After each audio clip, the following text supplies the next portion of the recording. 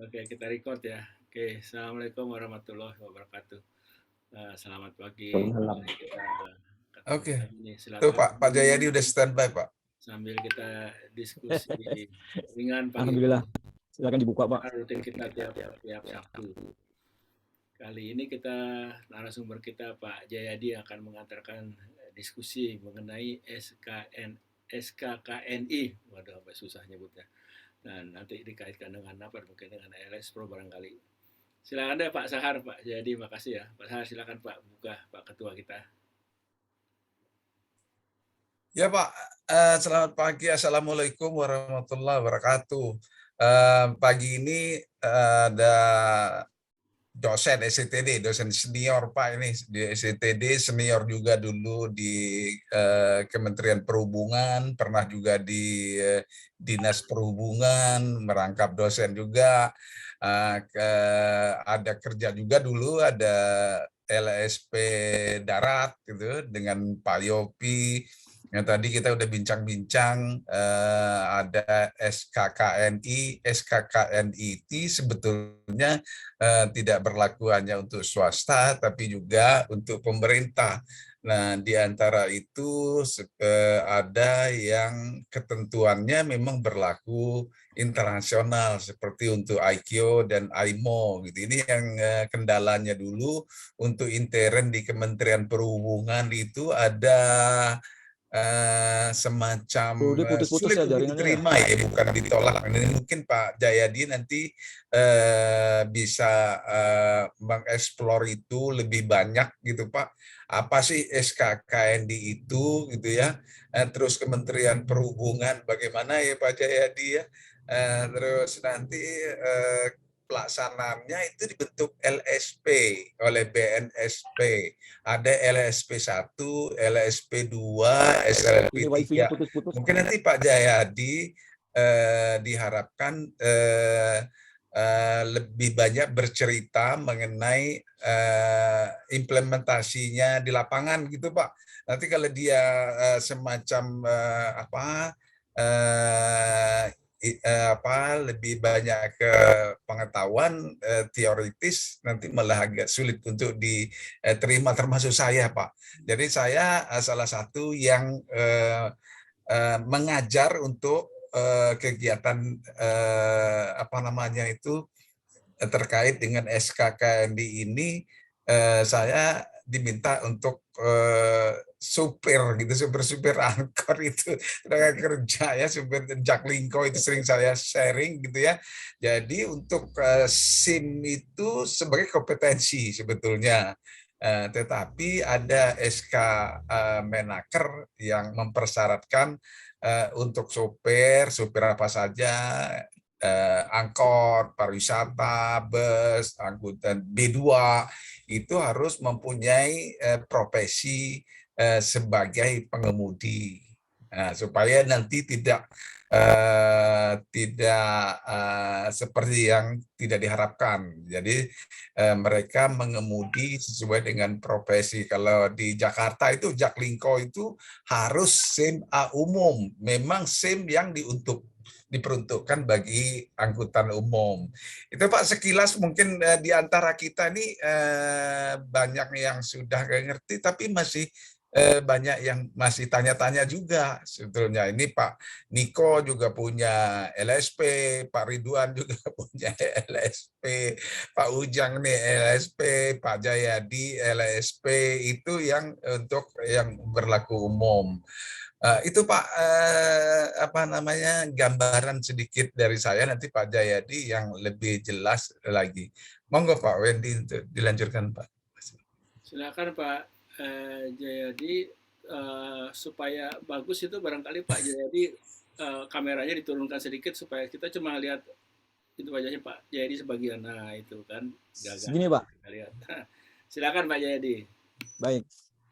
Terima kasih Pak Wendy, Pak Rudi, dan seluruh peserta Zoom dosen Tran. Kita mulai sesuai dengan request Pak Rudi Kira-kira nanti pembagian waktunya barangkali Bapak kalau bisa sekitar 30-35 menit, setelah itu kita diskusi ya Pak Jayadi ya. Baik. Kasih waktu 35 menit, Pak. Ya, Termasuk diskusi. enggak, Baik. nanti setelah itu diskusi. Ya. Presentasinya, Mas. Ya, slide-nya cukup banyak ini, sekitar 35 ya. Ya nggak Nanti apa-apa, kita dibacakan potong-potong saja. sebagian, Baik. yang lainnya Baik. disampaikan. Alhamdulillah ya, Pak. Memang LSP ini yang sekarang ini didorong oleh pemerintah. Oleh karena itu, saya akan menyampaikan. Tolong saya slide screen-nya, Pak, dikirim ke saya, Pak. Bapak bicara ke saya? Pak Jayadi Ya. katanya sendiri Ya, ya. sudah. Oke. Bisa ini sudah. Ya, oke, silakan. Sudah ya. Sudah masuk, Pak ya? Ya, silakan, Pak. Ya.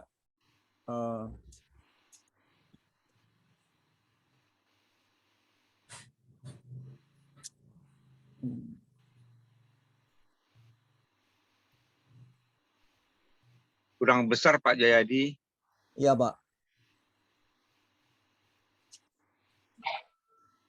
Sebentar. Halo, selamat pagi semuanya. Ya, Pak Ripno lah. Nah,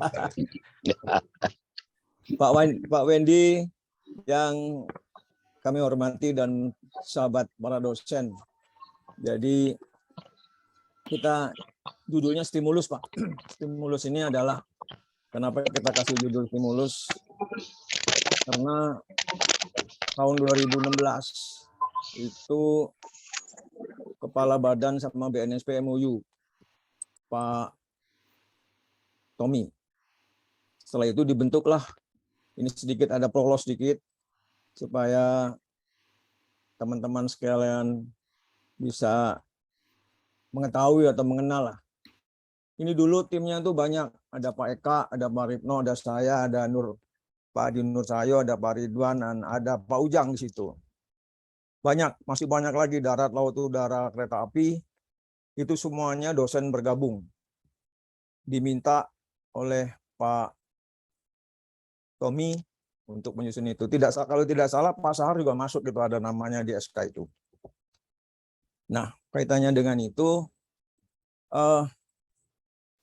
berikutnya ini ada SKK ini wujud itu ada keputusan Menteri tahun 2016 tentang komite. Nah, komite ini dibentuk untuk menyusun pokja-pokja. Pokja dibentuk untuk menyusun RIP, rencana pengembangan standar kompetensi kerja Indonesia. RIP ini dibentuk, disusun oleh berbagai disiplin ilmu di situ. Ya, dosen dari udara, dari laut, dari kereta api, HSDP, dan dari darat. Termasuk teman-teman hukum, di situ ada dulu Pak Sahar juga ada, kemudian ada Pak Eka, dan banyak lagi, termasuk Pak Ridwan di dalamnya ada. Nah, pada tahun 2014, karena ada skala prioritas, lahirlah itu namanya SKKNI 269 tahun 2014. Waktu itu kepala Pusbang Daratnya adalah Pak Anton. Jadi sini judulnya saya kasih dasar prioritas. Karena waktu itu carut marut di jalan raya itu diteliti oleh teman-teman Bali, itu ternyata cenderung adalah pengemudi. Nah, akhirnya setelah Pak Anton berpikir ada itu mengusulkan anggaran untuk menyusun SKK ini. RIP belum lahir. RIP belum lahir waktu itu tahun 2014. Nah, di situ dari Litbang diminta untuk bikin komite. Disusun, waktu itu ada Pak Yopi, maka disusunlah SKK ini 269. Disusun itu cukup lama waktu itu, dari tahun 2012, 2014, ya, setelah disahkan oleh Kemenaker. Tapi belum bisa diberlakukan karena belum ada pengesahan dari Menteri Perhubungan. Itu lahirnya SKK ini 269, yaitu yang lahir Ada skemanya adalah 9 skema. Itu. Nah, kemarin ada pertanyaan, SKK ini itu apa? SKK ini adalah interaksi kemampuan kerja yang mencakup pengetahuan, keterampilan, dan sikap. Ini tercermin di Permenaker nomor 2 tahun 2016 tentang penerapan SKK ini. SKK ini pengemudi tahun 2014 lahir. Keluarlah SKK ini yang dari Kemenaker nomor 2 tahun 2016. Terkait dengan itu semua, dalam perjalanan waktu, dorongan-dorongan dari pemerintah, seluruh undang-undang, lembaga pemerintahan, itu ada 22 undang-undang, itu diwajibkan SDM berbasis kompetensi. Itu Pak. Maka sini saya buat slide. Ya, ini adalah dasarnya, nanti slide-nya ini. Ini. Saya buat dasar hukum yang terkait yang mendorong SKK ini. Kenapa judulnya menjadi stimulus? Karena begitu keras, begitu dorongan-dorongan dari undang-undang ini beruntun, Pak. Beruntun di mana yang terakhir ini malah kita lihat Perpres nomor 68 tahun 2020 tentang pendidikan dan pelatihan vokasi pasal 7 nanti saya akan sampaikan. Tadi ada obrolan-obrolan SKK ini, ada SKKNI, ada SKKK, ada standar internasional. Itu di Perpres nomor 68 ini sudah tercover nantinya.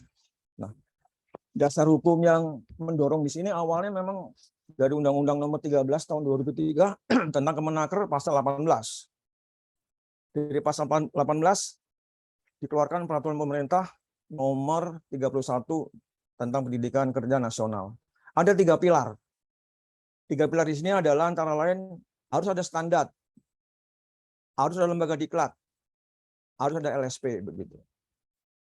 Nah, untuk memberikan lisensi waktu itu peraturan pemerintah nomor 23 tahun 2004 tentang BNSP.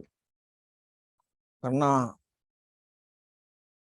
SDM-nya terlalu banyak, ada 24, maka dirubah untuk lisensi peraturan pemerintah nomor 10 tahun 2018 itu pasal 23 tentang BNSP.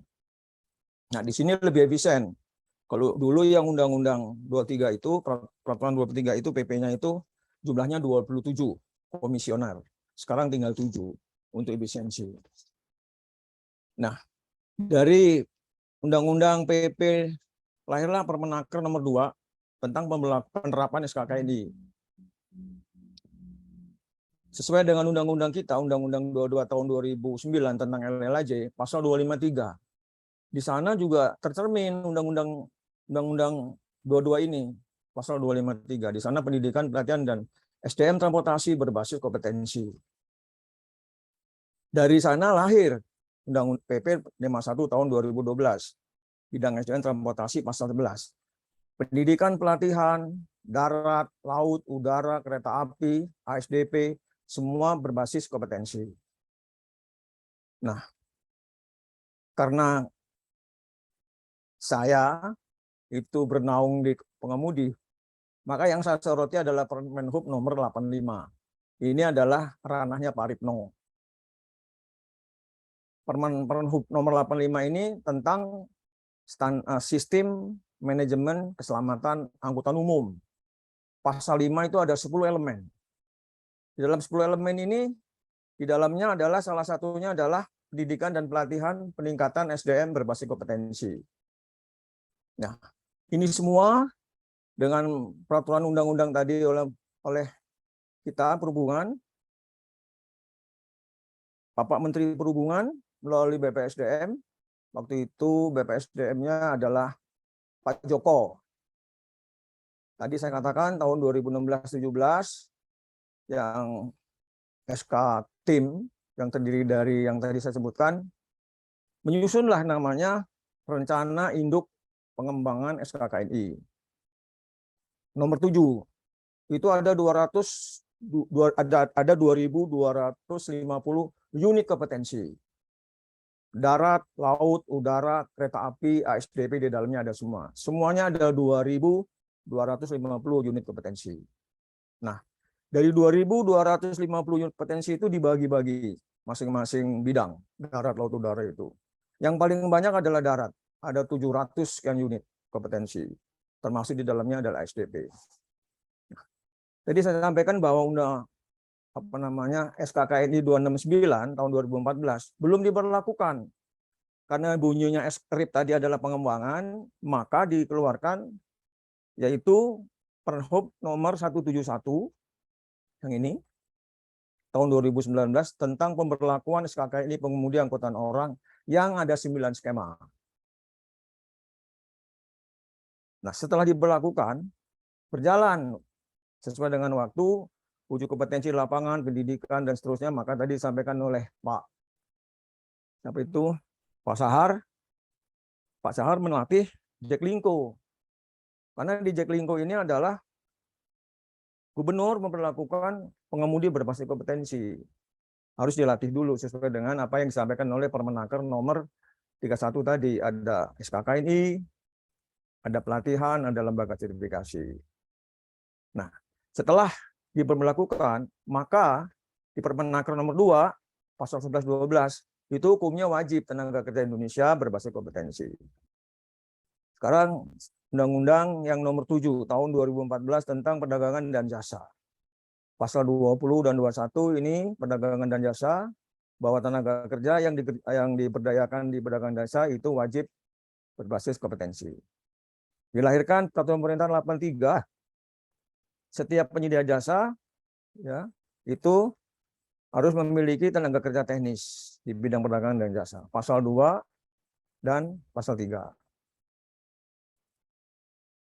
Dari sini dilahirkan peraturan yang baru, ini didorong oleh Bapak Presiden, dikeluarkan Perpres ini, karena di sini ada beberapa hal di lapangan terjadi tumpang tindih. Ada LSP, ada LSK. LSK itu adalah lembaga sertifikasi kompetensi yang diterbitkan oleh Diknas. Maka dijadikan satu rumpun ini menjadi satu pendidikan vokasi, pelatihan vokasi. Pasal 7 nanti menjelaskan bahwa semua pendidikan harus berbasis kompetensi. Karena LSK itu modulnya dibuat masing-masing. Seperti LSK tukang jahit, LSK perbengkelan, LSK pelatihan pengemudi. Itu masing-masing bikin modulnya, tidak runtuh berdasarkan standar. Maka dibuatlah Perpres nomor 68 tahun 2022 ini, nantinya itu adalah yang mengomandoi adalah Kadin, Kamar Dagang Industri. Karena SKK ini nanti diberlakukan bersama-sama dengan Kadin, Kamar Dagang Industri dan Dagang Perdagangan. Nah, makanya kita kasih judul adalah stimulus SKKNI. Dan ujungnya adalah SDM transportasi berbasis SKKNI untuk perhubungan. Mudah-mudahan nanti dengan stimulus ini ada juga yang merespon teman-teman dari perhubungan untuk menindaklanjuti daripada apa yang dibentuk LSP-LSP yang ada seluruh di Kementerian Perhubungan. Karena P1, P2, P3, P1 sangat banyak sekali Bapak-Bapak sekalian. Bahwa P1 itu sekarang itu umurnya sudah rata-rata 3 tahun. Ada yang 3 tahun, 4 tahun, dan harus perpanjang lisensi. Nanti akan kita jelaskan kembali masalah P1. Maka dari sini kita bedah satu persatu, Pak. Ini Undang-Undang 13, pasal 4, pasal 18, butir 4. Untuk melaksanakan sertifikasi kerja dibentuk Badan Nasional. Tadi yang saya sampaikan di Undang-Undang Peraturan Pemerintah nomor 10 itu mengacu pada Undang-Undang nomor 13. Kemudian Undang-Undang nomor 3 pasal 253 tadi yang saya sebutkan. Ini rincinya Pak, merah-merah ini. Ya. Pengembangan sumber daya manusia di bidang angkutan jalan dilaksanakan melalui pendidikan dan pelatihan. Nah, di atas pasal satunya ini menghasilkan petugas yang profesi dan memiliki kompetensi di bidang lalu lintas dan angkutan jalan. Maka muncullah lembaga-lembaga swasta, ya, sekolah pengemudi seluruh Indonesia, ya. Kemudian dibentuklah LSP-LSP yang ada di sekarang ini. Di perhubungan darat itu ada berapa ya LSP-nya? Ada Pak Niko, itu adalah LSP Translog, ada Pak Ujang, LSP Lelaje, dan kami sendiri LSP Transportasi Global Indonesia. Dan LSP P1 dan P2. P2 itu kereta api P2. P1 itu banyak sekali. Nanti akan kami sampaikan informasi ini untuk P1. PP 51 pasal 11 memberikan informasi sumber daya manusia di bidang transportasi harus memiliki kompetensi di bidang transportasi sesuai dengan jenis kompetensi yang ditetapkan untuk jabatan atau pekerjaan di bidang transportasi yang dilakukan. Jabatan. Jadi kalau tidak salah Pak Sahar dibilang ada level 1 sampai 9 Pak Sahar, bukan sampai 12, 9. Itu peraturan pemerintah nomor 8 tahun 2012. Kompetensi sebagai dimaksud pada ayat 1 diperoleh telah mengikuti diklat. Benar Pak Sahar. Jadi Jack Linko itu harus dilatih dulu baru diuji begitu. Cuma sayangnya itu yang uji adalah P1. Nggak apa-apa. Itu juga masih bisa berlaku karena Jack Linko maupun Transjakarta itu ya dia bisa diakui oleh Dinas Perhubungan maupun dari Pemda DKI kalau pengemudinya semuanya berbasis kompetensi. Undang-undang tentang Seharusnya perdagangan mengujinya dan jasa. P3 harusnya Pak. Ya, Pak Jayadi, harusnya mengujinya P3 bukan P1. P1 ya, untuk kebutuhan sendiri. ya, nanti Pak, nanti makanya ini teman-teman kan masih berjalan apa adanya. Saya sudah informasikan pada BNSP, biarkan saja Pak Jadi. Nanti itu kalau 3 tahun juga dia pasti nyari P3. Tapi sementara ini BNSP belum memberikan sanksi. Dilepas dulu Pak, biar jalan dulu. Nantinya itu sudah dikasih tahu karena Pak. ada kepentingan-kepentingan ya. Nanti saya akan informasikan. Harusnya P3, benar Pak Dasman, betul. Ini Undang-Undang Nomor 7 tahun 2014 tadi yang saya katakan ya, pasal 20 butir 1, penyedia jasa bergerak di bidang perdagangan jasa wajib didukung tenaga teknis yang kompeten. Kemudian peraturan pemerintahnya yaitu pasal 2 ya, ruang lingkupnya pengaturan dalam peraturan ini meliputi penyedia jasa yang bergerak di bidang jasa dan memiliki kewajiban punya tenaga teknis yang kompeten. Di dalam pasal 3 ini ada 11. Ada 11 antara lain adalah jasa transportasi. Jasa transportasi. Ini jadi berarti perdagangan dan jasa semuanya memang harus berkompetensi Pak. Makanya tadi Pak. Jadi nanti teman-teman mungkin ya, harapan kita dengan stimulus ini, mungkin ini nanti ada teman-teman dari BPSDM, kita bisa mengundang Kadin. SKK ini apa yang bisa langsung diserap tenaga kerja? Tadi ada teman kita dari Pak Tevi ya, itu mekanik sama pilot. Itu sertifikatnya melalui apa nama tadi yang dari internasional. Ini Pak, jadi peraturan pemerintah nomor 8 nomor 10 ini adalah mengadop dari Undang-Undang nomor 3 tadi. Kenapa LSP P1 P2 3 itu dilisensi oleh BNSP? Karena aturan ini apa perintahnya pemerintah ada dasarnya ini pasal 23. Pelaksanaan sistem sertifikasi kompetensi kerja yang selama ini sudah berjalan di Indonesia dibentuk berdasarkan undang-undang dan atau telah diakui lembaga internasional. Jadi LSP kita ini sudah apa namanya BNSP ini sudah MOU di ASEAN terutama Pak. Ya, diakui lembaga internasional tetap berlaku dan disesuaikan dengan sistem sertifikasi kompetensi yang dilakukan oleh BNSP. Maka P1, P2, P3 itu lisensinya nanti dari apa syaratnya nanti kita jelaskan di pasal 68 itu tentang pendidikan vokasi ada beberapa tahap. Ini nanti bernaung di apa namanya di Kadin. Di butir A ini dan butir B ya berorientasi pada kebutuhan dunia usaha, dunia industri, dunia kerja, dan dunia kewirausahaan. Nah, oleh karena itu, kalau tadi disampaikan standar ada 3 tadi yang saya dengar, apakah Pak Sahar tadi ya, atau Pak Desmond, SKKNI, SKKK, standar internasional. Nah, jadi setiap standar itu ke depan ya itu harus berorientasi pada dunia industri, dunia kerja. Jadi kalau kita nanti melatih terutama di kampus-kampus perhubungan P1 itu, jadi membuat standar SKK itu harus diinformasikan kepada Kemenaker dan nanti dengan Kadin supaya lulusan-lulusan kita itu bisa diserap di Kadin, di dunia usaha dan dunia industri. Kalau kita lulus terus mengharapkan pegawai negeri, ya sudah nggak mungkin lagi, apalagi dengan berita-berita sekarang ya. Itu tadi saya melihat berita dari Bapak Presiden ya, tahun 2023 itu abu-abu atau gelap gitu. Nah, artinya apa? Bahwa SDM kita harus bersaing, makanya Bapak Presiden selalu mendorong SDM berbasis kompetensi supaya bisa bersaing, bisa kerja di luar begitu. B, tanggung jawab bersama antara pemerintah pusat dan pemerintah daerah. Nah, untuk tenaga kerja itu bukan hanya pemerintah pusat dari Pepres ini, pemerintah daerah juga ikut andil.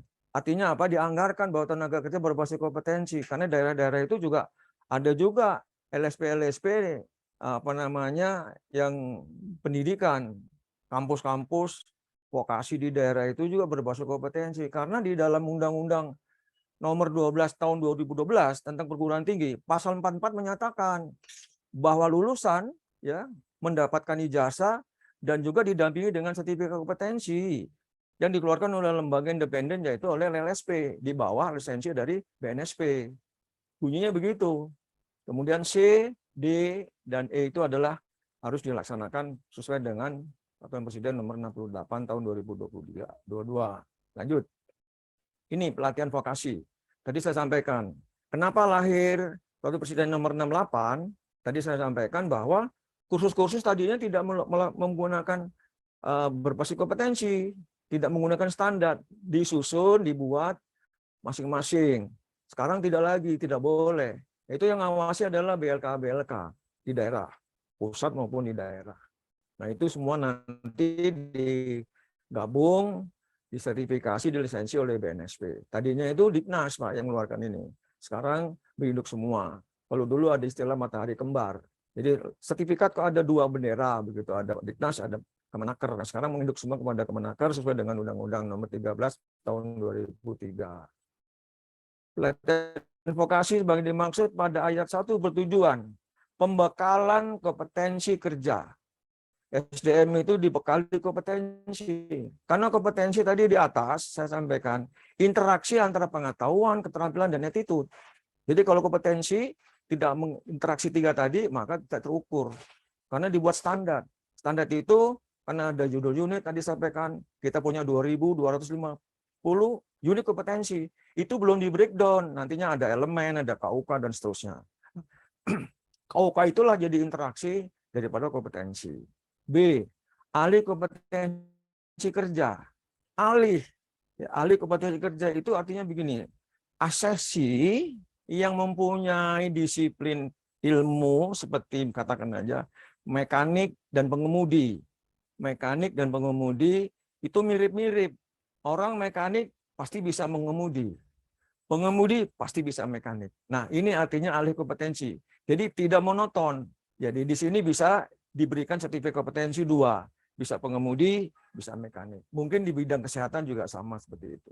C, peningkatan kompetensi. Ini apa artinya? Bahwa kompetensi itu bisa di-improve sesuai dengan level yang tadi disampaikan oleh Pak Sahar ya.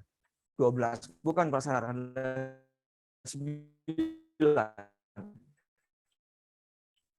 Levelnya itu level 1, 2, 3, 4, dan seterusnya. Sampai level 8, dan Bapak sekalian, itu harusnya, maka yang uji-uji eselon 3 aman menjadi asesor. Nanti itu akan diberikan suatu asesor yang berpengalaman tentu disetarakan gitu, sesuai dengan bidangnya masing-masing. Nah, ini peningkatan kompetensi itu sampai 9 nantinya, Pak. sesuai dengan kebutuhan dunia usaha, dunia industri, dunia kerja, dan wirausaha berdasarkan standar kompetensi kerja. Ini adalah di Peraturan Presiden nomor 68. Lanjut. Ini adalah tadi saya sampaikan ada 10 elemen ini yang dibuat oleh teman-teman atas saran dari Pak Ripno. Nanti Pak Ripno juga mungkin akan menambahkan ya, karena Pak Ripno adalah tim di dalam SKKN ini. Angkutan umum ini ada 10 pasal 5 itu ada 10 item. Salah satunya adalah peningkatan kompetensi pelatihan. Nah, di sini Pak Sahar, makanya tadi Bapak, oh itu loh ada di apa namanya di manajemen keselamatannya bunyi di pasalnya, pasal 5 nih Pak. Nah, pasal 5 inilah yang diwajibkan. Tapi ini terlambat. Peraturan ini adalah lahir tahun 2018. Sekarang sudah 2022, 4 tahun ya. Makanya teman-teman di lapangan gaduh. Gaduh karena apa? Perusahaan kita mau diberikan izin trayek belum memenuhi ini semua. Saya lihat itu sudah ada SK Dirjennya, tapi belum memenuhi semua. Di sini ada 10 itu 4 komitmen kebijakan, pengorganisasian, manajemen bahaya dan risiko, fasilitas pemeliharaan perbaikan nomor motor, dokumen dan data, peningkatan kompetensi pelatihan, tanggap darurat, pelaporan kecelakaan internal, monitoring dan evaluasi, peningkatan kinerja. Kalau ini dilakukan secara profesional, ya, dilakukan oleh pengusaha-pengusaha angkutan, maka yang terjadi di lapangan, yang namanya odol tidak terjadi. Tidak akan terjadi. Kenapa di sini? Di sini ada D itu fasilitas pemeliharaan dan perbaikan kendaraan bermotor. Ya, sebelum berangkat pasti semua akan dicek. Rem, ya, dimensi kendaraan, semuanya akan dicek. Tidak mungkin dia bisa keluar dari apa namanya dari gudangnya atau dari pool-poolnya itu. Lanjut. Ini Permenaker, Pak. Yang kasih tanda kuning, saya kasih informasi, pasal 12 ini. Permenaker nomor 2 tahun 2016 tentang penerapan SKKNI. Pemberlakuan SKKNI secara wajib dilakukan di bidang profesi atau pekerjaan yang memiliki posisi strategis dalam meningkatkan daya saing nasional. Strategis ya, Pak. Butir 3, pemberlakuan SKKNI, tadi sudah Bapak Menteri Perhubungan sudah mengeluarkan Menteri Perhubungan nomor 171 tentang pemberlakuan SKKNI secara wajib sebagaimana dimaksud pada ayat 2 berlaku bagi tenaga kerja Indonesia dan tenaga kerja asing yang bekerja di Indonesia. Sekarang ini di Bali banyak pengemudi-pengemudi ya, orang asing bisa jadi pengemudi di sana. Belum terfilter, belum ada barrier.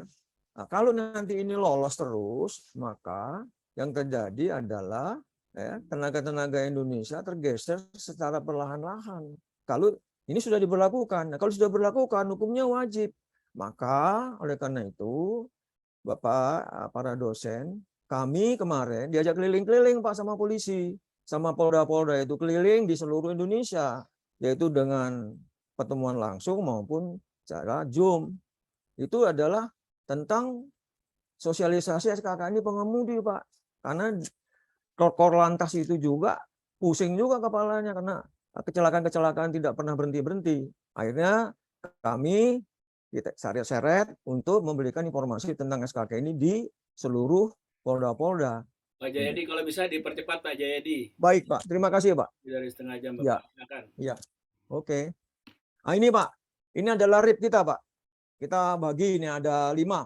Peta kompetensi sektor transportasi kereta api ada 569 unit kompetensi. Ini baru berapa unit yang digarap oleh darat. Kemudian peta kompetensi sektor transportasi darat ada 721, 66 itu punya ASDP.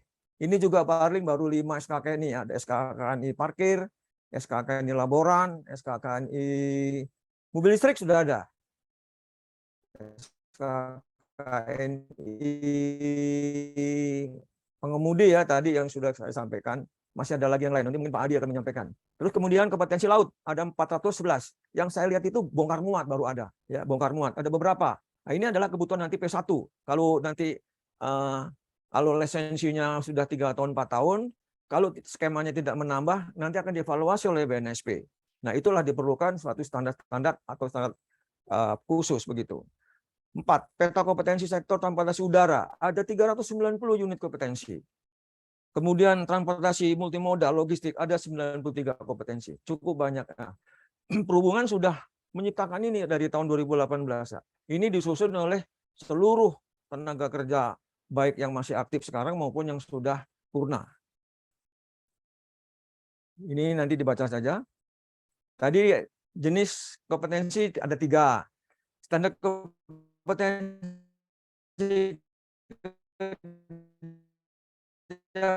khusus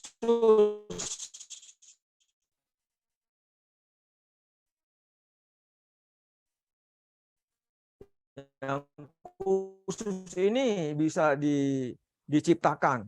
Ya, kemarin ini informasi ini Bapak-bapak sekalian tatap muka. Karena apa? Mau menambah skema dari mana Pak? Jadi informasi saya kasih itu namanya Permen Hub. Nanti dibikin standar kompetensi kerja khusus.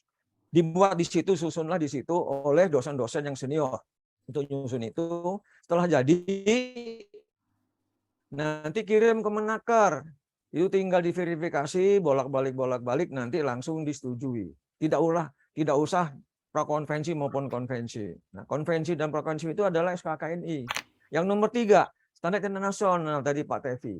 Memang belum ada Pak standar internasional. Standar nasional ini perlu dibentuk, dibangun, dibuat oleh perhubungan. Nanti setelah jadi, itu nanti Pak, itu diinformasikan oleh negara-negara yang bersangkutan. Ya, nanti Kemenaker dengan BNSP membuat pertemuan-pertemuan dengan mereka untuk MOU untuk mau melakukan ini, standar ini. Tentu juga dibahas dengan mereka-mereka itu Pak, supaya nanti standar ini bisa digunakan secara internasional. Contohnya Pak sekarang pariwisata sudah dipakai Pak internasional, ASEAN terutama. Ya, jadi pariwisata itu SKKN-nya sudah menerjemahkan pakai bahasa Inggris. Ini Pak, secara khusus, potensi yang kerja dikembangkan digunakan oleh organisasi untuk memenuhi tujuan internasional, organisasi sendiri, dan atau untuk memenuhi kebutuhan organisasi yang memiliki ikatan kerja sama organisasi yang bersangkutan atau organisasi lain yang memerlukan. Yang khusus ini. Ini SKKNI, ini internasional. Ini Pak, jadi lembaga kami diminta sama Pak Korlantas untuk minta bikin MOU, memberikan informasi tentang SKKNI. Ya, mudah-mudahan nanti ini bisa dilaksanakan. Tentu juga akan melibatkan tenaga kerja berhubungan, Pak. Teman-teman di daerah itu antusias sekali, mereka bergabung untuk katakanlah menjadi asesor di daerah-daerah, di provinsi-provinsi maupun di kabupaten kota. Nih, sertifikat kompetensi merupakan produk hukum yang menjadi legitimasi, bukti pengakuan terhadap capaian kemampuan seseorang dalam melakukan pekerjaan tertentu yang ditetapkan oleh otoritas yang berwenang, berbasis pada standar kompetensi. Berbasis pada standar kompetensi. Tadi katakan standar kompetensi itu adalah SKKNI, SKKK, dan standar internasional yang disepakati dan ditetapkan. Siapa yang menetapkan? Kemenaker. Siapa yang mengusulkan? Departemen Teknis. Diusulkan dari dia, nanti disahkan oleh Kemenaker. Baru diberlakukan. Itu Pak. Lanjut.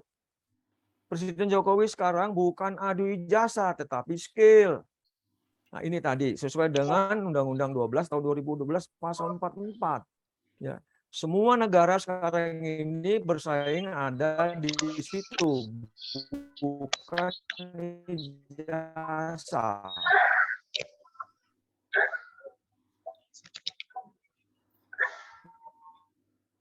Bukan ada ijazah sekarang. Adu keterampilan, adu skill, dan kompetensi. Komunitas se-Indonesia dipesan pada hari Senin tahun 2019. Nah, ini Pak bedanya. Tadi ada penjelasan. Apa itu LSPP 1? Apa itu LSPP 2? Apa LSPP 3? Kita mulai dari nomor 1. LSPP 3. LSP yang didirikan oleh asosiasi industri dan atau asosiasi profesi dengan tujuan melaksanakan sertifikat kompetensi yang lingkup yang diberikan oleh BNSP. Ini dapat terkomunikasi dengan nanti di standar kompetensi. Waduh, Pak Jayadinya katanya terpental. Ininya apa? Pak Jayadi. Pak Jayadi. Screen-nya hilang Pak Wendy. Ini muncul lagi. Pak Jayadi.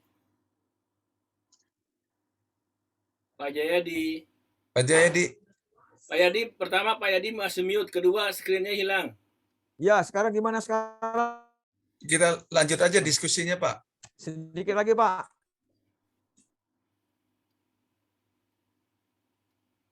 Kalau Oke. screen-nya Bapak nggak ada. Nggak muncul, Pak. P1, P2, P3 di sini sudah ada. Pak Jayadi. Di slide ini kan bisa dibaca, Pak ya. Jadi kalau P1 itu Pak didirikan Jayadi, oleh Bapak screen-nya nggak kampus, ada. ya. Juga Screen Bapak nggak industri ada. juga didirikan oleh industri Jayadi, sendiri. Pak Jadi Jayadi, tidak screen-nya nggak kalau muncul, P2 Pak. itu harus ada MOU dari industri yang menggunakannya. Halo, Pak. Ya, Pak. Suaranya putus ya. Screen-nya udah nggak muncul. Oke, mungkin Halo. intinya udah masuk, Pak. Sekarang diskusi aja ya, Pak. Siap. Enggak. Siap, Pak. Pak. Halo, Pak. Oke, Pak Jayadi udah sulit gini. Kita buka diskusi aja lah supaya nggak ini nanti. Halo? Pak Ripno. No, Pak. Iya. Menanggapi. Pak Ripno langsung silakan Pak Ripno. Jadi ini bukan menanggapi tapi menambah ya, Pak ya. Yeah, Menambah cerita mengenai penyusunan SKKN. Pada saat itu kita dihadapkan pada argumentasi kenapa kok SKKN atau sertifikat pengemudi angkutan umum itu diperlukan. Padahal sudah ada SIM umum, ya Pak ya. Nah, ini pada saat itu memang terjadi dialog. Kemudian kami tengahi bahwa kalau SIM umum itu adalah untuk pengesahan secara hukum bahwa seorang pengemudi berhak mengemudikan angkutan umum. Nah, ini diperlukan SIM umum. Tapi yang prinsipnya adalah kaitannya dengan legalitas. Tapi sertifikat pengemudi angkutan umum itu berlaku bagi dunia usaha dan hubungannya dengan profesi.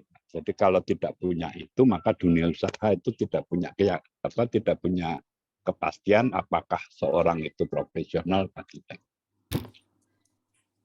Sertifikat pengemudi angkutan umum ini itulah yang dituju, Pak. Jadi perbedaannya di situ. Jadi kalau sertifikat pengemudi ini yang memerlukan adalah dunia usaha.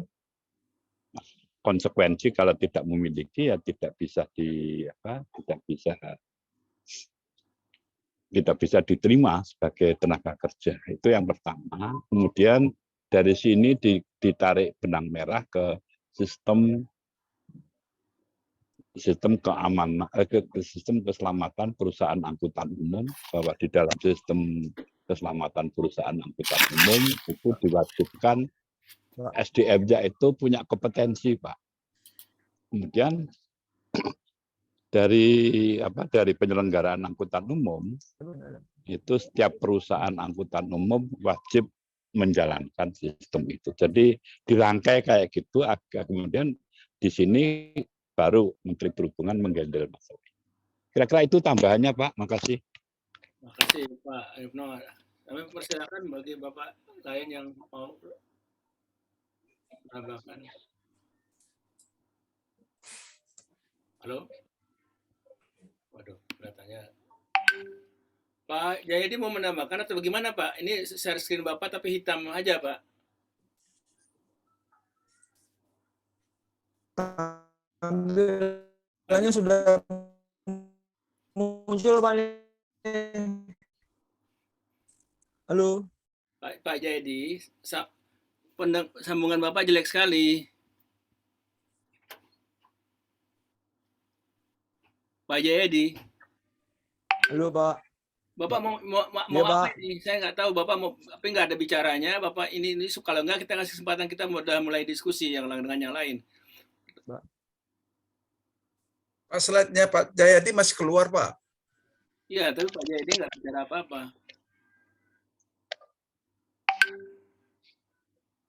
Halo? Pak Jayadi.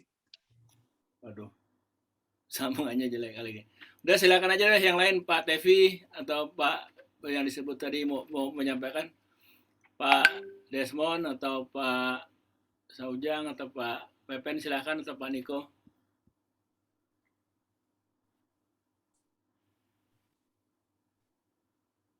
Pak Jayadi monitor ya, Pak. Ini ada Pak Dedi Darmawan. Monitor. Ya, Pak Dedi Darmawan, Pak Dedi, Pak. BLU LP3. Iya. Oh, repot sekali. Pak Jayadi di stop deh share screen-nya, tolong. Iya. Ini sudah saya munculkan lagi nih.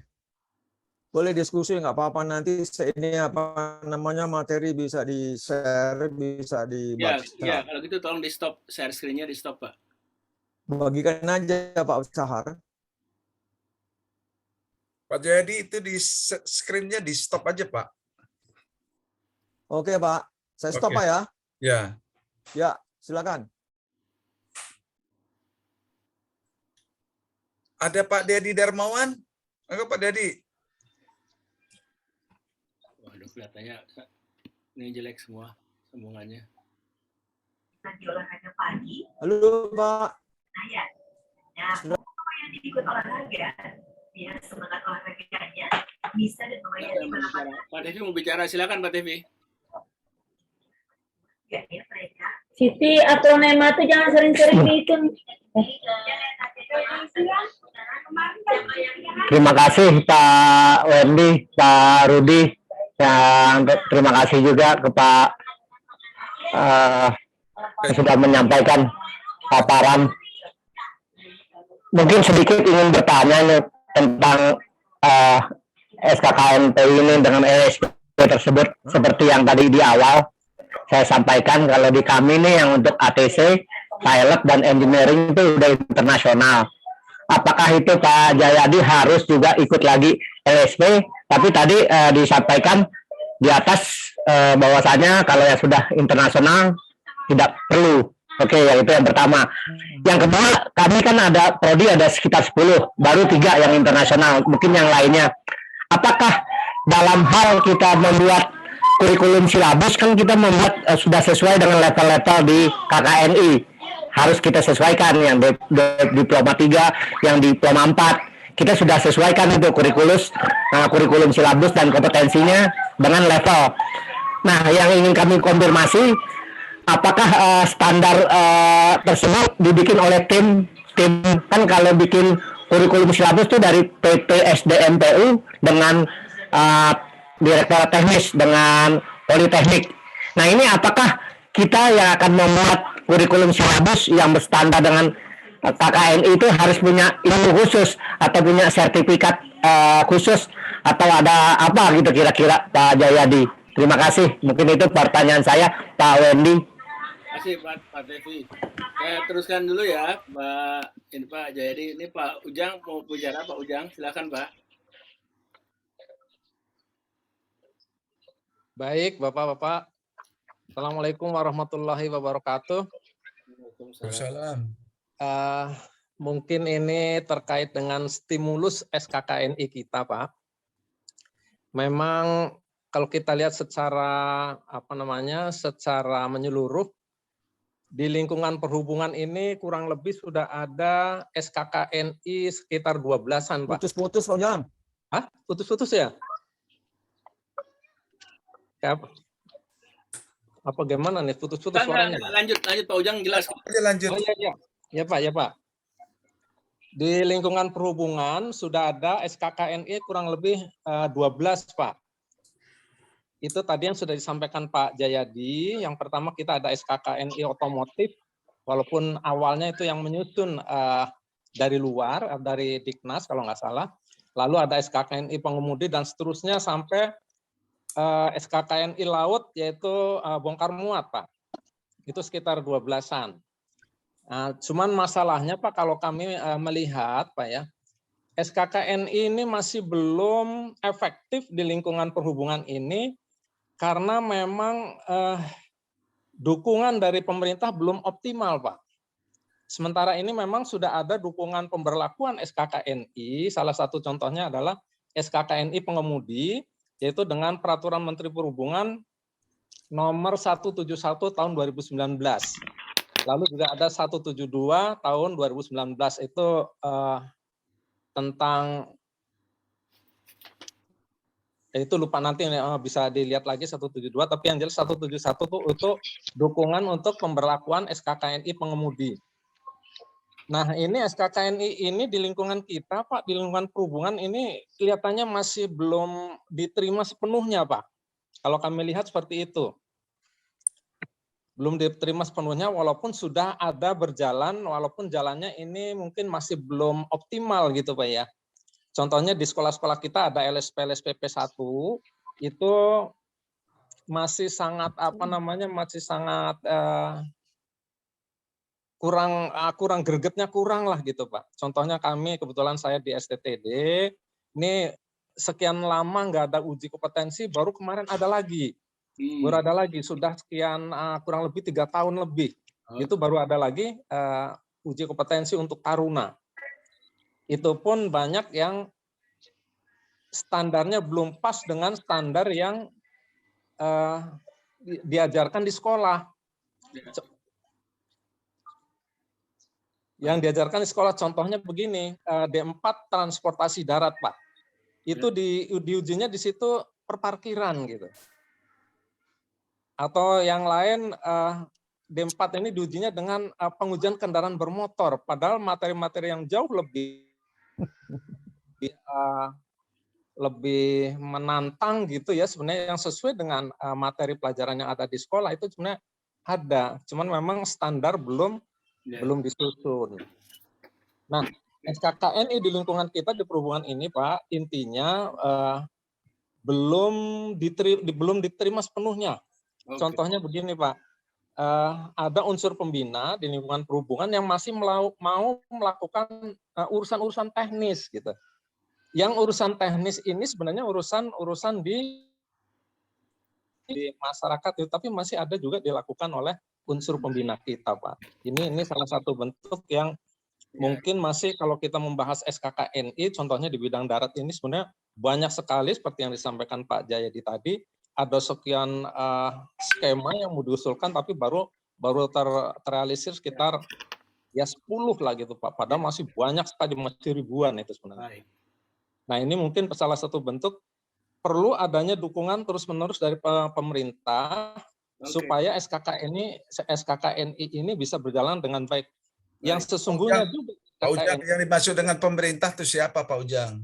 Ya, kalau di kita tuh lingkungan perhubungan, Pak. Nah, gitu, biar jelas ya, gitu. Perhubungan ya, oke.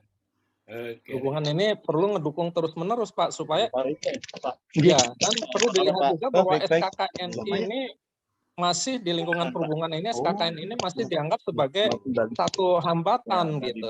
Seolah-olah SKKNI ini Dirjen Kereta Api. Oh, iya. Seolah-olah ini tumpang tindih dengan tugas struktur yang ada di perhubungan. Cukup ya Pak Ujang ya. Oke, baik Pak. Mungkin intinya itu perlu dukungan dari pemerintah, Pak. Ya Pak, baik Pak. Terima kasih. Dukungan dari pemerintah. Saya kalau boleh ada Pak Dedi nih, kan orang pemerintah nih Pak Dedi dulu nih. Ke SDM-nya. Pak Dedi bisa komen nggak Pak Dedi? Sekarang di LSP belum. Laut Pak. Katanya Pak Dedi belum, ya udah yang masih kita aja. Pak Dedi, selamat siang Pak Dedi. Pak Dedi. Belum dia lagi deh. Pak Desmond. Tadi Pak Tevi tanya itu Pak. Makan Pak Desmond. Siap Pak Wendy. Kebetulan saya pernah ikut jadi asesor Pak. Meskipun bukan di bidang perhubungan ya Pak. Selama 5 hari ya, full 4 jam diasramakan ya, dengan dukungan dana dari Departemen Perindustrian. terlihat sebetulnya sudah bisa diimplementasikan, Pak. Cuman ya komentar dari Pak Ujang Cahyono itu saya setuju sekali, Pak, karena memang ini suatu peralihan ya kewenangan yang ada di Kementerian Teknis gitu beralih ke suatu institusi independen, objektif dan profesional gitu. Yang tadinya sudah dibagi LSP1, LSP2 dan LSP3. Ya, dan masing-masing LSP itu berbeda, Pak. Misalnya SCTD itu LSP1. Ya, tapi untuk dipakai sendiri ya, tapi untuk implementasi untuk Jaklingko dia nggak bisa itu jeruk makan jeruk, dia yang mendiklat, dia yang mensertifikasi, harus masuk ke SP3. Tapi dipahami ini adalah proses sementara ya, tadi Pak Jayadi sudah memberikan respon sementara, tapi untuk selanjutnya ya tidak boleh sebetulnya. Nah, untuk Kementerian Perhubungan khususnya transportasi udara, ini memang ada internasionalnya, tapi bisa diadopsi untuk sertifikasi oleh lembaga. Tapi ini kan keberatan juga sebetulnya oleh Kementerian Teknis nih, karena ini lahan basah buat kawan-kawan kita di transportasi udara ya, untuk license pramugari, pilot, ya, ATC, ya, dan seterusnya. Tapi ini memang perlu kolaborasi pentahelix untuk implementasinya, Pak Wendy, sehingga tidak aturan tinggal aturan gitu, implementasinya tidak jalan. Terima kasih Pak Wendy. Assalamualaikum warahmatullahi wabarakatuh. Terima kasih Pak Sahar. Ini Pak Dedi belum ada ya, belum kelihatan ya. Udahlah Pak Pepen dulu lah, Pak Pepen. Silakan Pak Pepen. Baik Pak Wendy, Pak Sahar, dan juga yang lainnya, terima kasih. Assalamualaikum warahmatullahi wabarakatuh. Waalaikumsalam. Pak Sahar, pada saat saya di Pusbang Darat, ya, ini yang disampaikan oleh Pak Ujang, oleh Pak Jayadi ini juga disampaikan kepada Kapus waktu itu pada saya. Bahkan mungkin Pak Sahar juga hadir rapat itu ya. Ini memang semangatnya sangat tinggi. Tapi ini tim ini sangat solid, memang kerja kerasnya lumayan bagus ya. Tapi berat itu karena untuk menyusun dan menetapkan unit-unit kompetensi itu banyak sekali. Di darat itu ya mungkin puluhan atau ratusan jenis-jenis kompetensinya itu ya. Tapi itu bagi saya tidak apa-apa, yang penting bisa dirumuskan. Hanya masalahnya waktu itu kalau tidak salah Pak Ujang, Pak Jayadi itu di hambatannya dari anggaran. Karena untuk menyusun ini kita perlu waktu, perlu anggaran gitu ya. Tapi yang menarik ini bagi saya bahwa ketika ada asosiasi yang itu waktu itu Pak Kiat datang juga ke Asosiasi Aptrindo, Asosiasi Pengusaha Truk Indonesia itu datang ke Pusbang. Intinya bahwa para sopir-sopir itu supaya mendapatkan uji kompetensi. Kami dari Pusbang waktu itu siap untuk memberikan pelatihan. Hanya mampu memberikan pelatihan, ya memberikan ya semacam akomodasi selama pendidikan. Tapi para supir itu tidak mau kehilangan pendapatan hariannya. Jadi dia itu menginginkan selama pendidikan itu juga ada uang harian. Hanya dari kita itu, ya dari Pusbang tidak ada anggaran untuk itu. Ya. Kalau Pak Kiat, dia siap untuk sopir-sopir yang di bawah perusahaan dia siap untuk memberikan itu. Tapi yang lainnya tidak ada. Akhirnya kita berikan kesempatan, oke, pendidikannya cukup 3 hari. Gitu. Tapi nggak mau juga gitu ya. Mungkin ke depan bisa enggak gitu ya. Untuk mendapatkan uji potensi itu misalnya di LSP itu tanpa harus melakukan pelatihan dulu. Karena dia menganggap bahwa secara keterampilan dia sudah mahir, ya supir-supir itu sudah mahir. Ya hanya mungkin apa yang harus ditanamkan kepada dia sebagai supir truk supaya menjamin gitu ya. Kalau soal keterampilan jago itu. Sehingga dia cukup pada saat datang itu untuk uji kompetensi tanpa harus melakukan pelatihan. Nah, inilah mungkin dari Pak Ujang atau Pak Desmond atau yang lainnya dipikirkan bagaimana supaya para sopir itu mau atau yang lainnya mau dia memiliki kompetensi-kompetensi yang dipersyaratkan, tapi tanpa kehilangan ya pendapatan dia hariannya, ya, supaya dia bisa juga menghidupi keluarganya di rumah. Itu yang pertama.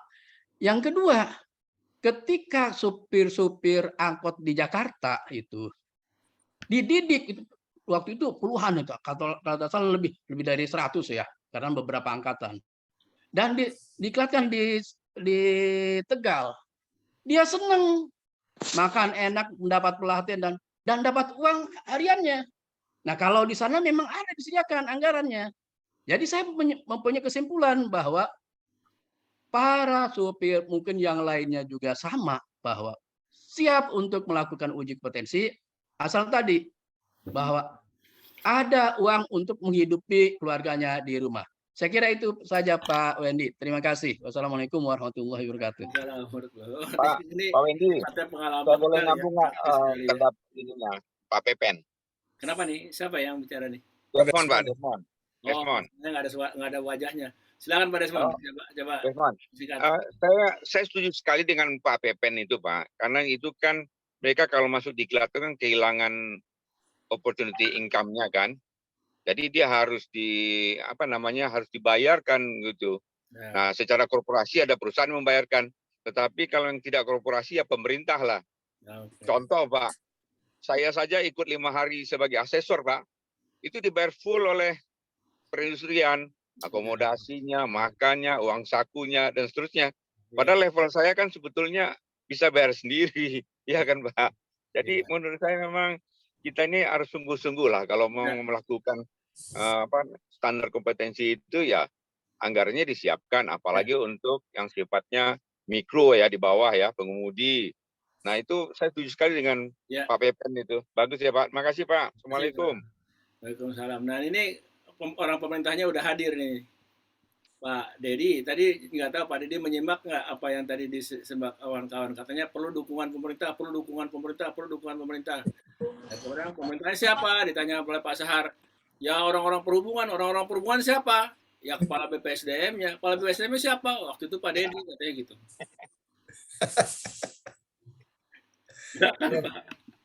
Pak Dedi, iya. Ya, Pak Wendy. Gimana? Mohon maaf ya kalau suara saya kurang jelas karena saya ini sedang di lapangan ini. Oh, sedang di lapangan, tapi tidak apa-apalah. Di lapangan beneran nih Pak. Saya tidak bisa banyak berkomentar ya karena tadi saya pikir yang disampaikan oleh teman-teman itu sudah oke semua itu. Terutama yang dari Pak Pepen dengan Pak Desmond ya, komentarnya itu bagus sekali itu. Dari Pak Pepen tuh terutama tentang pengujian kompetensi. Betul itu menurut saya nggak perlu lagi harus ikut latihan sekian hari terus baru uji kompetensi. Saya kira nggak perlu karena yang dididik oleh Pak Sahari itu udah cukup banyak sekali, udah berapa tahun supir-supir dididik, sudah kompeten mereka.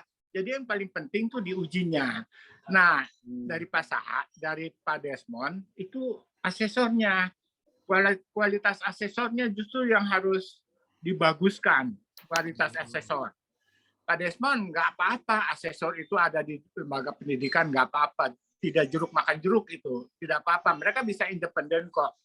Sama seperti Pak Sahar juga dia menguji anak buahnya nggak masalah. Kan Pak Sahar tidak makan jeruk, dia makan alpukat. Jadi nggak apa-apa sebetulnya kalau menurut saya Pak Desmond. Memang asesor itu harus ada di lembaga, LSP itu harus ada di lembaga pendidikan. Tapi yang paling penting, Pak Desmond jangan komentar dulu, saya lagi bicara nih nanti direbut orang. Nah, jadi yang paling penting itu justru membuat ininya. Saya lupa Pak Jayadi apa istilahnya itu. Yang di SKKNI-nya itu kan ada komponen-komponen apa yang harus dibuat sebagai standar kompetensi. Nah, itu harus disiapkan oleh Direktur Jenderal, bukan oleh lembaga pendidikan. Jangan salah tuh. Itu harus disiapkan oleh Direktur Jenderal terkait ya, laut, udara, darat atau siapapun, disiapkan oleh mereka. Kemudian diusulkan SK-nya oleh Menteri Perhubungan ke Kementerian Tenaga Kerja. Itu paling Benar. penting karena itu nanti yang menjadi dasar. Betul. Menjadi dasar untuk menguji kompetensi itu. Tanpa itu bohong itu. Sekarang itu Kementerian Perhubungan paling tertinggal ya Pak Jayadi kalau tidak salah. Itu apa namanya paling tertinggal. Kompetensi apa yang harus dimiliki itu masih sangat terbatas. Saya pernah mengikuti asesor jadi asesor ya Pak Jayadi juga yang ngajar waktu itu. Sampai saya bosan melihat Pak Jayadi tiap hari. Tapi tidak apa-apa karena saya bersertifikat sebagai asesor. Nah, saya lihat kita tuh jadi ngikut ke kelompok-kelompok tertentu gitu loh. Padahal kita seharusnya udah punya sendiri perhubungan itu. Ini tuh kita penuh syarat dengan kompetensi loh, perhubungan tuh jangan main-main. Bukan hanya teori-teori yang diajarin teman-teman, tapi kompetensi itu sangat perlu dimiliki oleh semua dan itu adanya di Kementerian Perhubungan. Begitu Pak Wendy, terima kasih. Terima kasih Teman-teman semua. ya di lapangan ya Pak Dedi ya. Iya ini. Oke. Masih pagi di sini. Oke, Pak Dedi, makasih banyak. Pak Jayadi, sebelum saya kasih kembalikan ke Pak Jayadi, saya ingin dengar suara Pak Dirjen Udara dulu ya, biar melengkapi Pak Bakti. Ya. Terima kasih. Pak. Ya, terima kasih Pak. Tadi ada pertanyaan Pak Tevi, Pak. Pak Jayadi, Pak Heri Bakti dulu Pak. Silakan Pak Heri. Ya, terima kasih Pak Wendy. Waduh, ini kebetulan Pak Jayadi lebih banyak concern ke darat ya. Jadi tadi Pak Desmond sudah nyinggung sedikit udara. Udara sebetulnya masalah ini ya mendukung sekali sebetulnya. Dalam artian kompetensi di udara itu sistem licensing itu sudah berjalan sampai ke taraf sertifikat kompetensi itu sendiri sudah berjalan. Memang tinggal yang mana yang kita dulukan. Dulu itu kita bicarakan yang mau kerjasama dengan dijadikan SKNI itu yang mana dulu. Yang jelas kalau yang licensing berdasarkan IQ Annexes itu saya minta itu jangan, itu sudah diatur. Nah, level ke bawahnya lagi ada yang sudah kita hampir sama sebetulnya. Kita istilahnya itu designated. Jadi asesornya itu kita designated kan bisa ke perusahaan, bisa juga ke person. Memang sudah ada kita asesor yang udara itu ya kayak berkaitan dengan dokter sudah ya asesor untuk dokter. Tapi yang itu rohnya sama, tapi belum di SKKNI kan nomor-nomornya. Tapi pelaksanaannya itu sama. Kalau licensing seperti pilot, ATC dan mekanik itu kita sudah ada standarnya internasional tadi disebutkan. Nah, kedua nanti ada lagi standar-standar yang kita pendelegasian kepada suatu perusahaan, approve school, approve maintenance. Nah, itu sebetulnya kepada industri. Kita delegasikan kepada industri.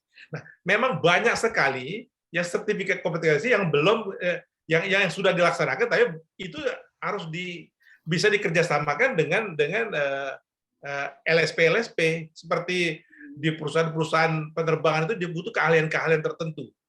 Keahlian tertentu misalnya baik dari sisi tukang ngelas, tukang solder di maintenance, terus di sisi yang lain-lain itu ada standar-standarnya. Itu bisa memang itu dikerjasamakan sama. Terus juga berkaitan dengan tiketing misalnya. Keahlian itu sertifikat kompetensi itu bisa LSP dan semuanya. Hal-hal seperti itulah yang itu sebetulnya IATA sudah punya standar-standar sertifikat kompetensi yang dibutuhkan.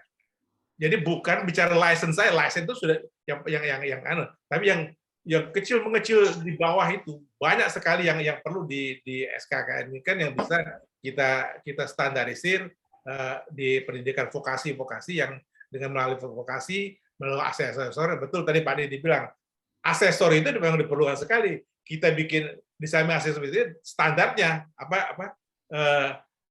standar kerja kompetensi itu yang harus disiapkan oleh Direktorat Jenderal. Memang saya pikir Direktorat Jenderal menyiapkan. Sebagian malah sekarang ini Direktorat Jenderal memberi license sertifikat kompetensi, bukan license, sertifikat kompetensi sendiri. Misalnya supir di mana? Di bandara. Itu ada sertifikat sendiri. Di samping dia punya SIM mobil, nyupir, dia harus mempunyai bisa sertifikat kompetensi untuk bisa nyupir di area di aerodrom. Nah, itu juga bisa dikerjasamakan sebetulnya dengan SKKNI. Nah, hal seperti itu. Jadi banyak sekali sebetulnya yang bisa kita kerjakan untuk SKKNI untuk sertifikasi dari pendidikan vokasi ini sendiri. Jadi itu komentar dari kami, jadi bagus sekali, memang ini program yang bagus, termasuk juga yang insinyur pun sendiri disertifikasi kan. Terima kasih Pak. Jadi tambahan komentar. Terima kasih Pak. Terima kasih. Assalamualaikum warahmatullahi wabarakatuh. Waalaikumsalam warahmatullahi wabarakatuh. Pak Jayadi, ada beberapa pertanyaan ya tadi ya. Iya Pak. Sebentar dulu Pak Jayadi. Tapi yang mau saya tanya begini. Ya. Tanya tadi. Sekian banyak sekali, saya kira hampir tidak terbatas kebutuhan akan mengadakan untuk kompetensi SKKN-nya itu akan banyak sekali kalau diuraikan. Pertanyaan saya adalah kepada Pak Jayadi secara mendasar itu, mana yang lebih mengatakan butuh duluan ini? Regulator yang sifatnya mungkin kalau saya bilang push ya, dia mengharuskan suatu SKKN begini, atau si swasta, si kadin berdasarkan kebutuhan. Saya butuh potensi ini, maka saya tadi bersedia untuk bekerja samakan untuk membuat aturan SKKNI standarnya. Dia pull. Jadi push atau pull. Kalau kaitannya tadi Pak Heri Bakti katakan misalnya sopir di aerodrom itu ya, itu mungkin kaitannya dengan keselamatan. Sehingga ada keselamatan atau keamanan ya, sehingga si regulator itu mengatakan saya bikin seperti ini. Tapi kalau si regulator kebanyakan bikinnya, tapi si swasta sendiri merasa tidak membutuhkan, maka yang terjadi adalah banyak tapi nggak terlalu dibutuhkan. Itu yang mau saya in between, keseimbangannya itu di mana? Jangan sampai ya betul kita melihat bahwa banyak kebutuhannya, banyak yang kita mau bikin, tapi kebutuhan dari swastanya apa sudah sebanyak itu atau belum? Gitu loh Pak. Jadi jangan sampai sertifikat kompetensi ini menjadi semacam kayak barir, karena kemarin kami diskusi di PI itu ada kecenderungan paling nggak di tempat kami lah ya, di kaitan sipil kontraktor gitu, orang banyak bikin ini kalau nggak boleh kenapa? Kalau nggak boleh saya nggak boleh ikut lelang Pak. Jadi dia punya ya asal punyaan aja seperti gitu. Silakan Pak Jayadi. Baik Pak, terima kasih. Monitor Pak. Ya, monitor, suara Bapak putus-putus. Halo. Baik. Tadi Pak Tevi juga tanya tuh Pak. Tapi karena Pak Wendy tanya, saya informasikan bahwa waktu RIP sudah jadi, itu Pak Joko minta kepada saya, prioritas mana Pak Jadi yang harus disusun SKKNI. Saya buat bersama tim darat, termasuk Pak Ritno, sudah muncul itu prioritasnya. Karena dalam SKKN itu ada dua not catatan. Pak Jayadi suaranya feedback. Mungkin Pak Jayadi nggak usah, jangan pakai dua ya. Mungkin langsung aja barangkali ya. Suaranya feedback. Oke Pak. Nah itu lebih bagus. Bentar Pak. Mbak Bian tarik Pak ini Pak.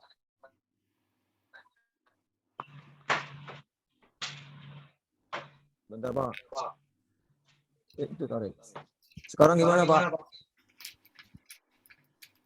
Halo. Monitor Pak. Ya oke Pak, silakan Pak. Oke. Di dalam RIP itu ada catatan. Ada R dan NR. R itu regulator. Yaitu adalah unit yang akan digunakan oleh regulator. NR non regulator itu dipakai umum. Itu dulu Pak Ritno tahu itu. Nah, itu notasi itu udah kita buat.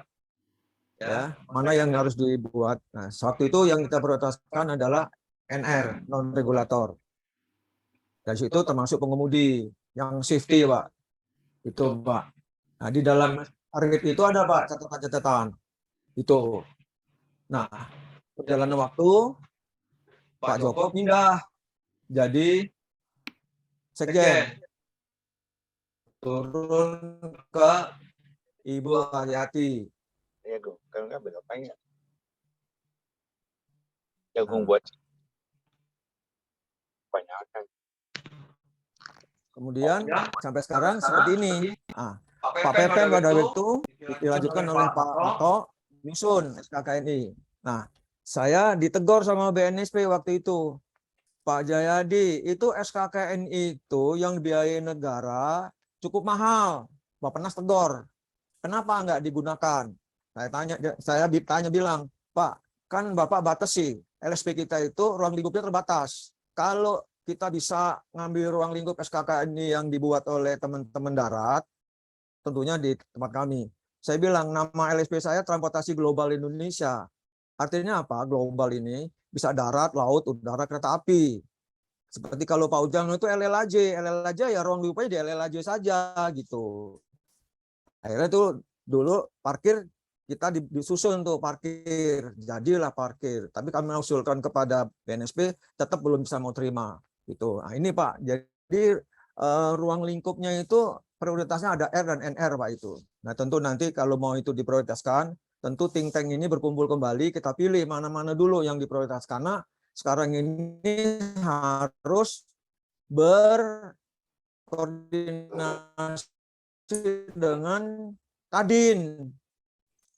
Peraturan Presiden nomor 68 itu Kadin Pak sekarang. Waktu disusun bersama-sama Kadin. Supaya nanti apa yang Bapak tanya tadi itu mungkin arahnya nanti di Kadin Pak.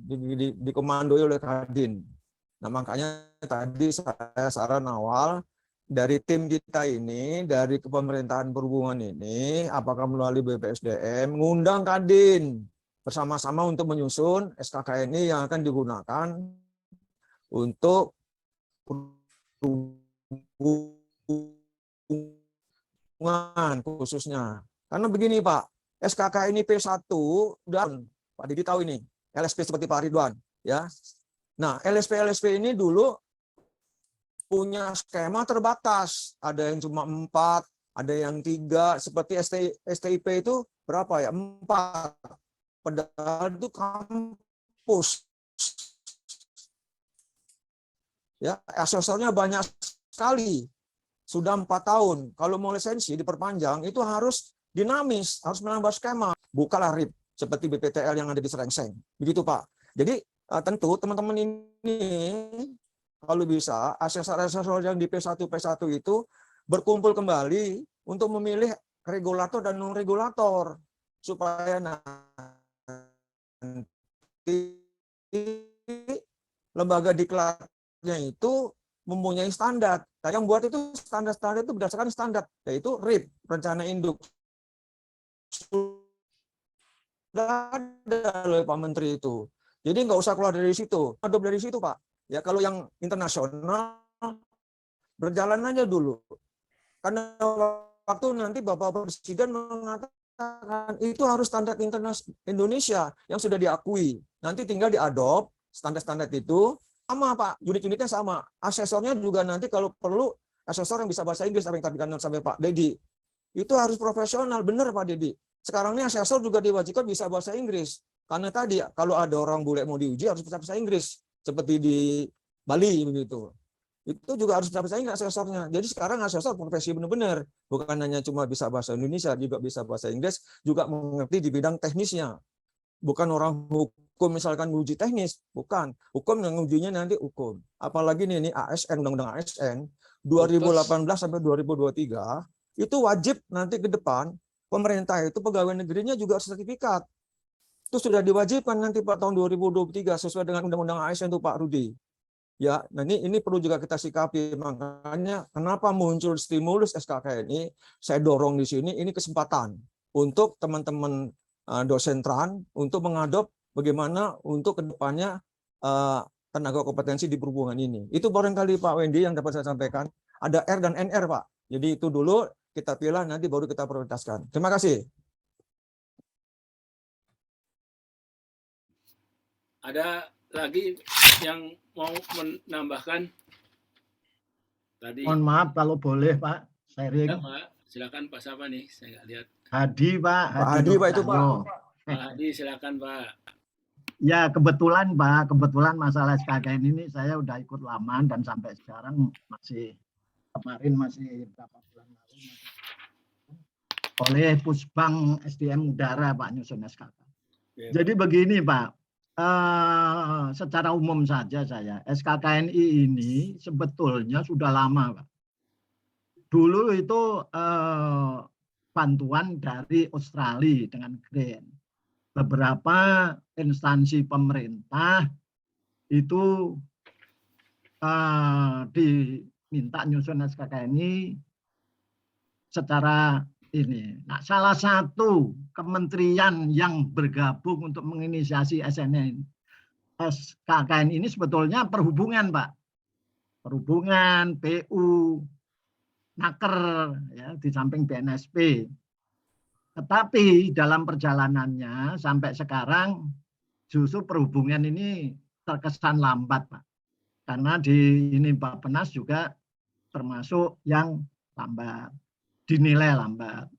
Dibandingkan dengan PU, kalau Bapak lihat di jasa konstruksi itu hampir sebagian besar sudah jasa konstruksi ini tenaga sudah bersertifikat. Demikian juga Naker.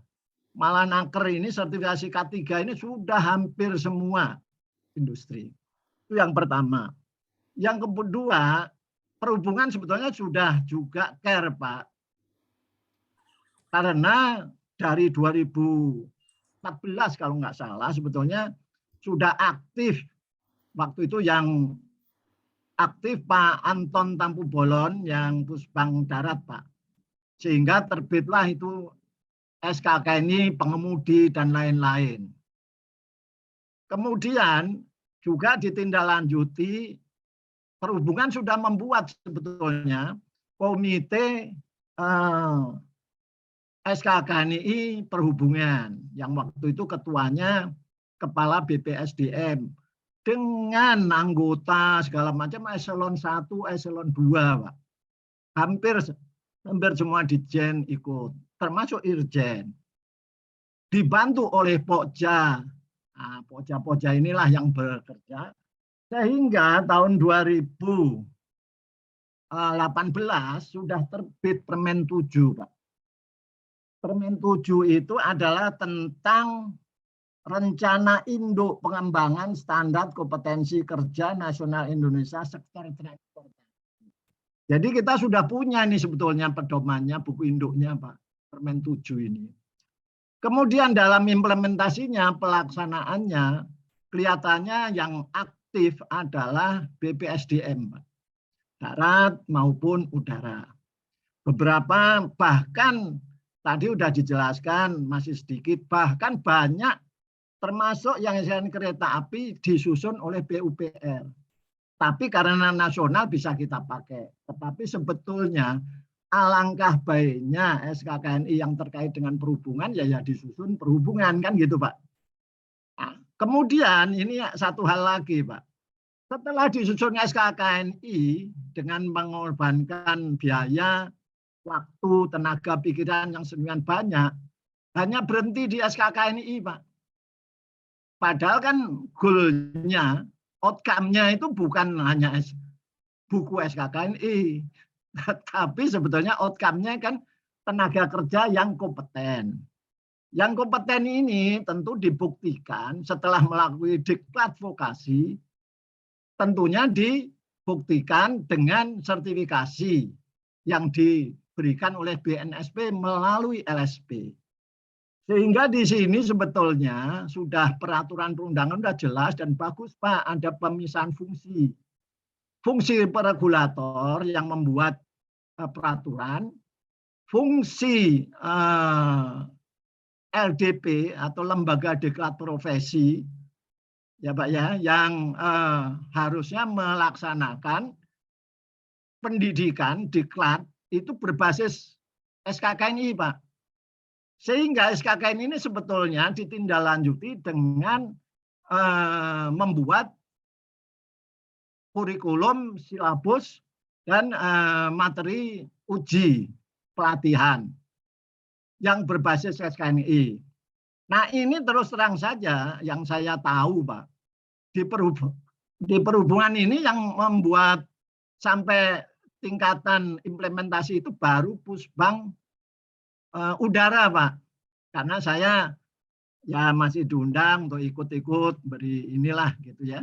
Terakhir adalah membuat SKKNI dan kurikulum silabus, kemungkinan malah sekarang sudah melaksanakan untuk SDM ground support equipment di bandara, Pak. Ya. Kemudian Pak, masih ada yang sekarang nih tahun ini sedang dibikin ada SKK, standar kompetensi khusus untuk ground support equipment di bandara. Kenapa? Nah ini nanti kesenjangan hukum ini Pak, mudah-mudahan nggak terjadi di tempat lain. Dengan terbitnya Perpres yang baru tahun 2002, saya lupa nomornya 64 atau berapa Pak. Itu disebutkan bahwa sertifikasi ini hanya diberikan oleh BNSP melalui LSP. Sehingga tadi yang disampaikan oleh Pak Hari Bakti mengenai license segala macam, itu yang khususnya di ground support ini, Ditjen Perhubungan Udara sudah tidak menerbitkan lisensi, Pak. Nah, waktu itu saya bilang ini bahaya, ada satu kekosongan. Banyak tenaga kerja yang lisensinya sudah habis, tapi Ditjen tidak memberikan lagi lisensi karena sudah ada harus dengan sertifikasi. Sertifikasinya belum jalan. Nah, apakah beliau tenaga kerja ini tidak boleh kerja? Atau kalau kerja dengan suatu risiko, apabila ada permasalahan misalnya yang mendorong anak tangga itu ke pesawat nabrak gitu ya. Terus bagaimana nih? Kan berarti dia ini ilegal gitu. Dampaknya banyak Pak, bisa ke kalau polisi masuk ya karena undang-undang polisi sudah masuk. Kemudian dari sisi asuransi dan sebagainya. Nah, ini Pusbang Udara sudah menyusun itu, bahkan mau berdiskusi dengan Biro Hukum bagaimana solusinya. Jadi yang di udara ini sudah ada, Pak. Kemudian di perhubungan darat, di Pusbang Darat, Pak, sudah banyak SKKNI disusun, termasuk dulu Pak Niko itu untuk yang kereta api, pengelasan dan sebagainya. Sudah jadi, Pak. Cuman ya jadinya hanya berhenti di SKKNI. Bagaimana tindak lanjutnya?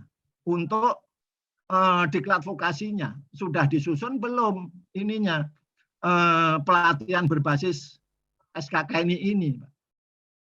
Nah, karena ini sebetulnya tugas dari perhubungan untuk menetapkan kurikulum, silabus, materi pelatihan untuk sektor transportasi. Kenapa?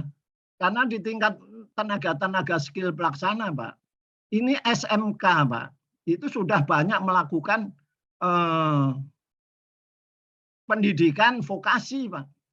Nah, tetapi secara nasional pedomannya untuk yang transportasi ini bagaimana? Tentunya kan ditetapkan oleh perhubungan melalui Pusbang SDM, Pak. Nah, inilah satu permasalahan. Jadi sudah jalan sebenarnya perhubungan, hanya lambat, Pak. Kalau dibandingkan dengan misalnya Naker, kemudian PUPR. Nah, kembali sini sebetulnya menurut saya, Pak, ini adalah kemauan, kembali lagi kemauan, willingness. Kalau yang teknis tadi, Pak, diceritakan, wah bagaimana, apakah tidak melalui pelatihan yang sudah kerja, itu boleh, ada portofolio namanya.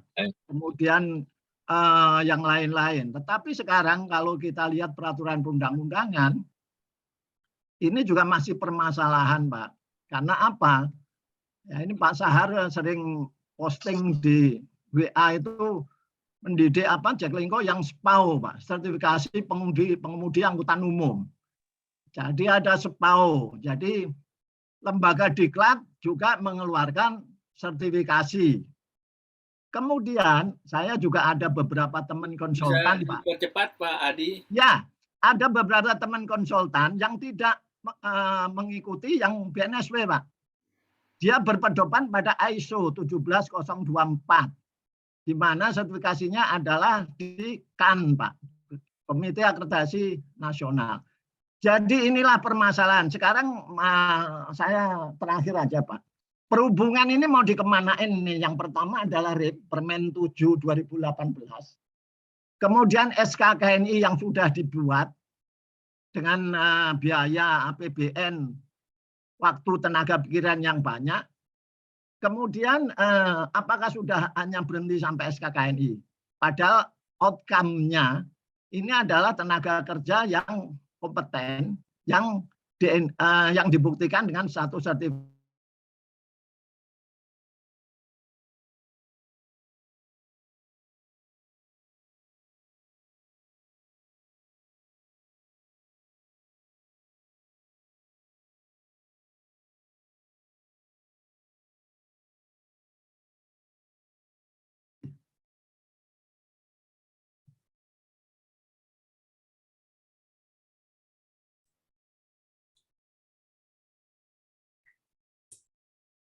Ya sudah Pak, terima kasih. Baik Pak Hadi, terima kasih. Silakan Pak Niko.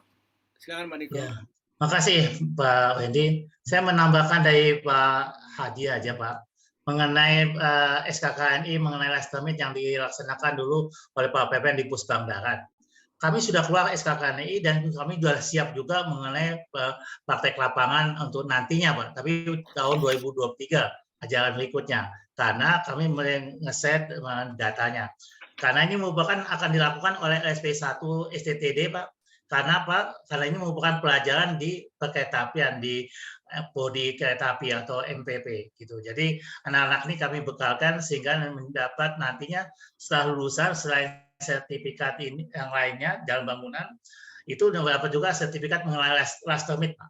Jadi penjelasan udah khusus last termit sesuai dengan permintaan kami dulu oleh Dainem Prodi yang Prodi SKKN yang diharapkan dari bahan oleh Pusbang Darat dulu Pak, sehingga seperti tadi mendukung dari bicara Pak Hadi. Jadi sebenarnya dulu kami minta adalah SKKK, tapi udah alhamdulillah keluarnya SKKNI dan itu tinggal menjabarkan saja Pak untuk anak-anak untuk didik kami. Dan ini akan dilakukan juga oleh teman-teman di PTDI dan PPI Madiun Pak. Terima kasih Pak. Oke. Terima kasih Pak Niko. Karena waktunya kita tinggal 15 menit lagi. Saya kembalikan ke Pak Jayadi. Pak Jayadi, ada komentar lagi Pak Jayadi? Pak Jayadi. Pak Jayadinya hilang. Hilang, Pak Jayadi. Jadi hilang, jadi saya kasih tanggung jawabnya kepada Pak Sahar selaku Pak. Iya Pak, ini ada sebetulnya di sini, terima kasih, ini banyak ada Pak Pepen, ya kita lah yang perhubungan dari Pak Ujang, itu pemerintah kurang perhatian, pemerintahnya siapa, ini Kementerian Perhubungan. Tentunya ini masih ada dilematis sejak awal SKKNI dimunculkan gitu. Sebetulnya kalau nggak ada SKKNI, Pak Pepen dulu pernah buat SKK. Jadi benar Pak, saya pernah ikut waktu sebagai dosen STTD yang ikut kerjanya Pak Pepen gitu, karena SKKNI belum ada. Jadi dibuat SKK gitu, boleh. Nah, cuman masalahnya sekarang ini seperti saya di laut itu kan ada IMO standard, berarti dia berlaku ketentuan internasional. Tapi untuk dalam negeri dikeluarkan NCVS gitu, jadi yang non standard dia ya. Non-convention vessel, jadi dia non-standard, tapi standarnya masih standar IMO juga, cuma itu berlaku untuk Indonesia. Nah kita mungkin buatnya SKKNI ini NCVS gitu ya, jadi dia mengacu ke ICAO, mengacu ke IMO, dibuat standar kita. Standar itu yang buat siapa? Ini udah benar jalurnya Pak Hadi tadi, Pak Niko, BPSDM.